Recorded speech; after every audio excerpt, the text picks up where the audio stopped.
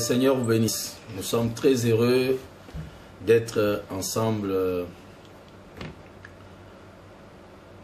dans cet exposé sur l'éveil de Jacob.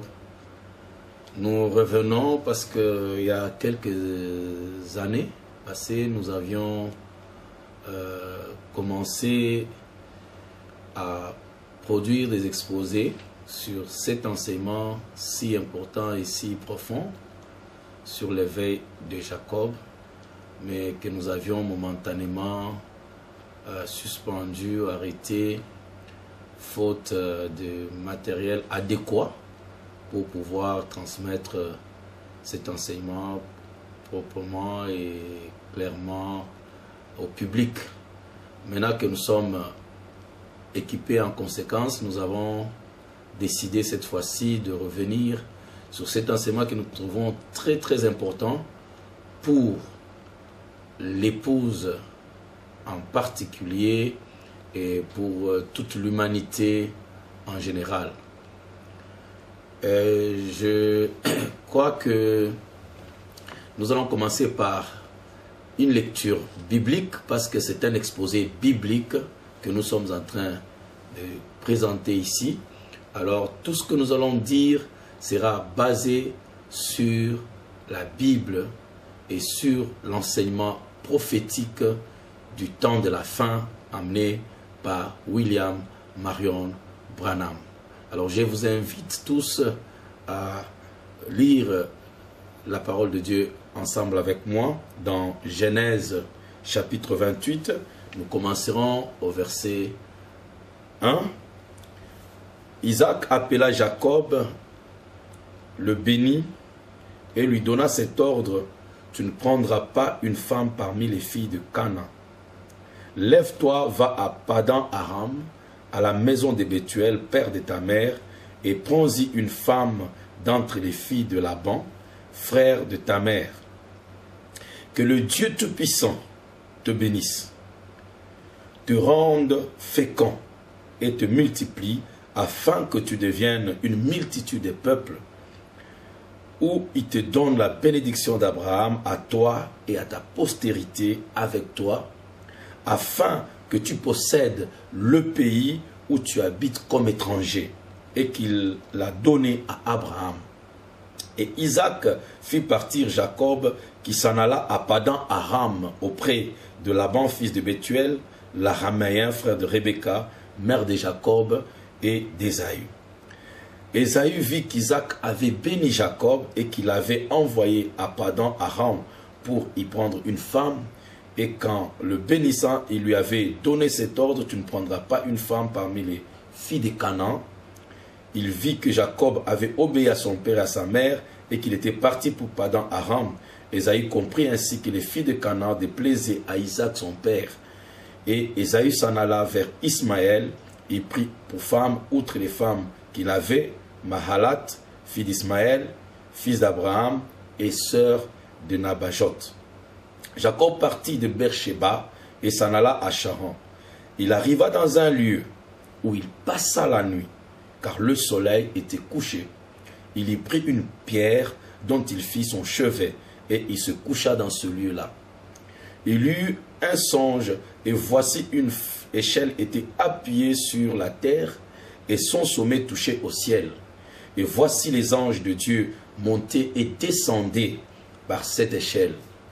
Et voici l'Éternel se tenait au-dessus d'elle, et il dit: je suis l'Éternel, le Dieu d'Abraham, ton père, et le Dieu d'Isaac. La terre sur laquelle tu es couché, je la donnerai à toi et à ta postérité. Ta postérité sera comme la poussière de la terre, tu t'étendras à l'Occident et à l'Orient, au septentrion, au Midi, et toutes les familles de la terre seront bénies en toi et en ta postérité. Et voici, je suis avec toi, je te garderai partout où tu iras, et je te ramènerai dans ce pays, car je ne t'abandonnerai point, que je n'ai exécuté ce que je te dis. Et Jacob s'éveilla de son sommeil, et il dit: certainement, l'Éternel est en ce lieu, et moi je ne le savais pas. il eut peur et dit que ce lieu est redoutable, c'est ici la maison de Dieu. C'est ici la porte des cieux. Et Jacob se leva de bon matin et il prit la pierre dont il avait fait son chevet, il la dressa pour monument et il versa de l'huile sur son sommet. Il donna à ce lieu le nom de Bethel, mais la ville s'appelait auparavant Luz. Jacob fit un vœu en disant, si tu es avec moi et me gardes pendant ce voyage que je fais, s'il me donne du pain à manger et des habits pour me vêtir, et si je retourne en paix à la maison de mon père, alors l'Éternel sera mon Dieu. Cette pierre que j'ai dressée pour monument sera la maison de Dieu, et je te donnerai la dîme de tout ce que tu me donneras. Prions le Seigneur. Dieu Tout-Puissant, Dieu de bonté, Dieu de grâce, nous sommes reconnaissants pour nous avoir accordé le privilège de nous tenir, Seigneur, dans ta présence avec ton peuple. Nous te demandons, Seigneur, maintenant de bénir cette lecture et de venir nous donner le contexte, Seigneur Jésus-Christ, et que ce qui va être dit par le Saint-Esprit puisse aider tes enfants, Seigneur, à s'éveiller dans leur conscience, dans le nom précieux puissant de Jésus-Christ. Nous avons ainsi prié. Amen. Alors, j'aimerais parler sur l'éveil de Jacob dans ces exposés que nous allons voir. Et ici, nous avons tiré, comme vous l'avez constaté, notre enseignement dans ce verset qui dit « Et Jacob s'éveilla de son sommeil » au verset 16 du chapitre 28. « Et Jacob s'éveilla de son sommeil. » Il dit certainement, sûrement, l'Éternel est en ce lieu. Et moi, je ne le savais pas. Alors, nous avons tiré cette série d'enseignements à partir de ce verset qui dit que Jacob s'éveilla de son sommeil.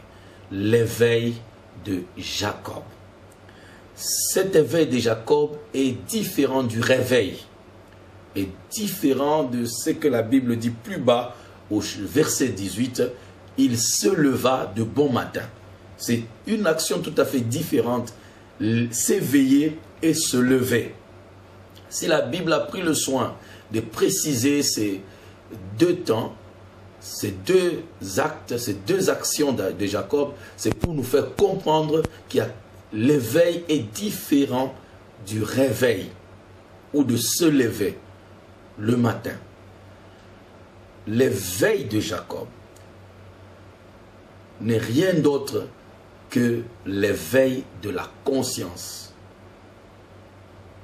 La conscience qui s'éveille, la conscience qui est illuminée,